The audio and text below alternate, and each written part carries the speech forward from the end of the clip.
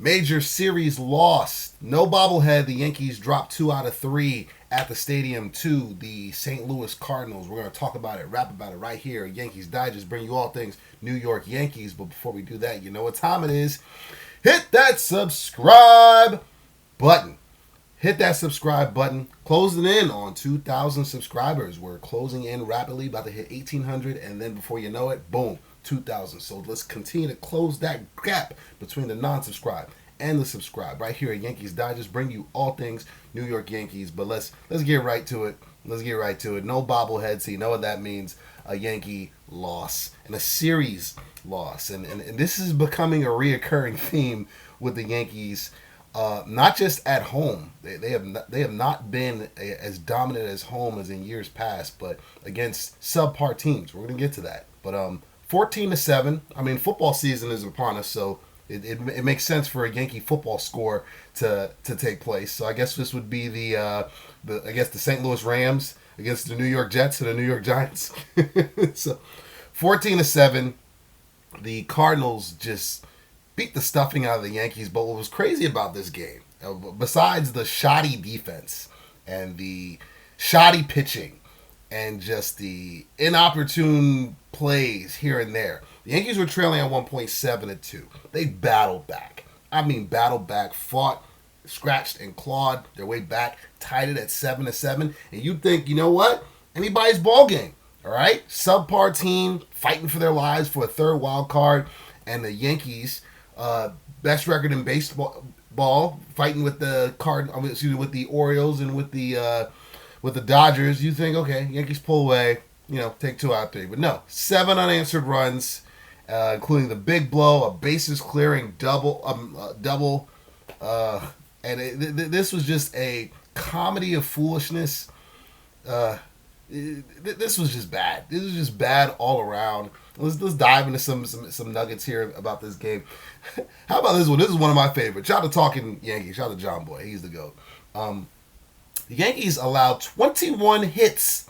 That's the most the Yankees have allowed in a game since Mike Ford made his pitching debut in a 19-5 loss against the Cleveland, I guess they were Indians or Guardians, whatever they were back in 2019, on August 15th, 2019. So, 21 hits.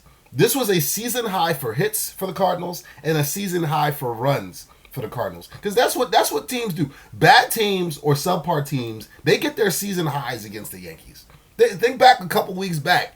The Chicago White Sox, the worst team on God's green earth, they had a season high in runs in a Yankee win. Yeah, the Yankees took 2 out of 3, but still embarrassing nonetheless on the South Side. And now, how about this right here? The Yankees are just like, hold my beer. 21 hits and 14 runs, both season highs for a Cardinal team that is meh at best. Again, fighting for their lives like Robert Kelly for a third wild card. So this was embarrassing. This was embarrassing all around. Scott Efros, he didn't look good. Nestor Cortez, he didn't look good. The Yankee bullpen was just in shambles. I mean, the bullpen, the starters, nothing was attractive about this outing here on a lovely Sunday afternoon. It did rain off and on, but the weather cleared up and it was a lovely day at the stadium once the rain and showers were done. But just bad baseball. Just bad baseball all around. And this is what I'm talking about right here. Look at this right here. Just look at that. This is what the Yankees have done since August 12th. And again, you took 2 out of 3 from Chicago, but then you lost 2 out of 3 to a Detroit team that's headed to Cancun. You took 2 out of 3 to a Guardian team that's going to be in the tournament. You took 2 out of 3 from a Colorado team, the worst team on the face of the earth. But look at what they've done in the last 2 series. You lost 2 out of 3 at Washington Park to another team headed for Cancun in the Washington Nationals, and now you've lost 2 out of 3 to a team that more than likely is going to miss the playoffs in the St. Louis Cardinals. They're headed to Cancun too. You lost to Team Cancun in consecutive series. 1 on the road, 1 at the stadium. And this right here, it's red flags all over the place. Red flags. You think you were in USSR Russia. So many red flags everywhere about this team and their ability to beat subpar teams. Like they have actually one of the best records in baseball against good teams, teams over 500, teams that are going to be in the tournament. But against the bad teams, the teams again headed to Colombia, headed to Cancun, headed to Dominican Republic, headed to Mexico for vacation. Those are the teams that the Yankees continue to struggle against, and that is what's going to cost them the AL East. Because while the Yankees were messing around, losing 2 out of 3 to a bad Cardinal team, the Orioles, they took 2 out of 3 from a bad Rocky team that the Yankees just took 2 out of 3 from, and shaved the lead in the AL East down to just a half a game. It's not rocket science. When you don't take care of the bad teams, that comes home to roost every single time, and it came home to roost yet again as the Yankees drop a series for the second straight series to a bad team.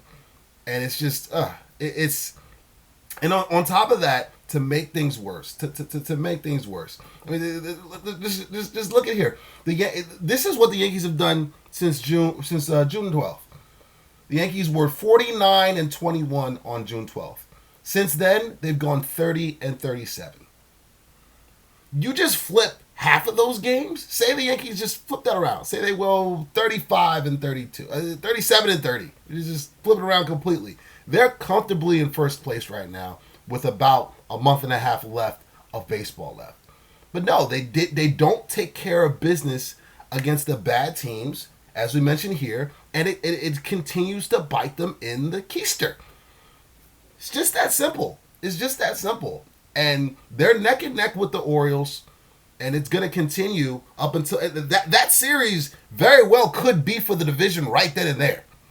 Whoever wins 2 out of 3 is probably going to be in the driver's seat for the remaining of the season, regular season, on to the postseason. Because those 3 games, and if it comes down to a tiebreaker, the Orioles are going to win the tiebreaker because the Yankees would have to sweep to win the tiebreaker as currently constructed. So when you don't play well against the bad teams, the teams you should be beating up on, the teams that you should be taking 2 out of 3, the Yankees should be taking 2 out of... Everybody on this list, the Yankees should have 2 out of 3 wins easily. Yeah, it's baseball. It's a billion games. You're going to lose series. You're going to get swept by, like, the Reds. that happened. But, again, when you've gone on a stretch where you've lost 2 out of 3 to the Tigers, 2 out of 3 to the Nationals, and now 2 out of 3 to the Cardinals, you deserve to be the wild card team. The Yankees are doing this to themselves. It's not a situation where they're just running into like buzzsaw after buzzsaw after buzzsaw, just murderer's row, no pun intended, of a schedule. No, this is the soft portion of the Yankee schedule. And look ahead to the next few weeks. For instance, the Yankees are getting ready to head over to Arlington to play a Texas team, the reigning world champions, that they're going to miss the playoffs. They're a bad team, but you know, they're still formidable at home. Meanwhile, the Orioles, they're going home for a 3-game set against the Chicago White Sox. So, you would think on paper, Yankees, this is a losing team. Yankees should take 2 out of 3. Orioles, they'll be knocking on the door of a sweep. Yankees could very well, by next week's end, they could find themselves back in second place. Just like that. Because what did we discuss before? A bad week is going to lose you this division. You know what I mean? And a bad several weeks is definitely going to lose you this division. And luckily for the Yankees, the Orioles, they've been just as skittish up and down and untrustworthy as the Yankees, which is why these two teams are neck and neck. Every time the Yankees put together a good stretch, they took 2 out of 3. They took 2 out of 3. Maybe they're turning things around. No, they dropped 2 out of 3. And they dropped 2 out of 3. Just like what just happened in these last 2 series. So the Yankees have nobody to blame but themselves if they lose this AL East. This loss here drops them to 79-58. They're hanging on for dear life. A half game, 1 in the loss column. They're up on the Orioles, and that lead could very well be gone by next week, by the middle of next week, by Tuesday. You know what I mean? So we'll be covering right here on the Yankees Digest, bring you all things New York Yankees. This has been your boy, Ugo Onyianta. Come on back. Come on this journey. We'll be waiting for you. Peace.